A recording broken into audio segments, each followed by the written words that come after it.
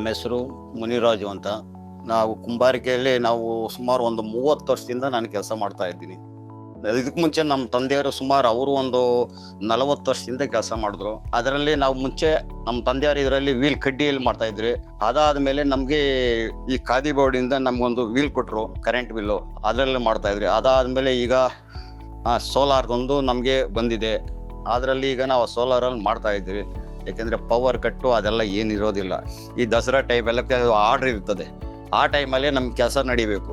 Current ಇದರಲ್ಲಿ 1 hour 2 hour power cut ಆಯ್ತು ಅಂತಂದ್ರೆ ನಾವು 1-2 ಅವರ್ ವೆಯ್ಟ್ ಮಾಡ್ಬೇಕಾಯ್ತು. ಸೊ ಹಂಗಾಗಿ ನಮ್ಗೆ ಈಗ ಸೋಲಾರ್ ಬಂದ ಮೇಲೆ ಇವನ ಕರೆಂಟ್ ಹೋಗಿದೆ ಅಂತ ಗೊತ್ತಾಗೋದಿಲ್ಲ, ಚೆನ್ನಾಗಿ ಕೆಲಸನೂ ನಡೀತಾ ಇದೆ. ಇದರಿಂದ ನಮ್ಗೇನು ತೊಂದರೆ ಇಲ್ಲ, ಡಿಸ್ಟರ್ಬೆನ್ಸ್ ಏನಿಲ್ಲ. ಹಂಗಾಗಿ ನಾವು ಮಾಲೂರ್ ಹತ್ರ ಒಂದು ಫ್ಯಾಕ್ಟ್ರಿ ಮಾಡಬೇಕು ಅಂತ ನಾವು ಅಲ್ಲಿ ಸ್ಟಾರ್ಟ್ ಮಾಡಬೇಕು ಅಂತ ಐಡಿಯಾ ಮಾಡ್ತಾ ಇದ್ವಿ.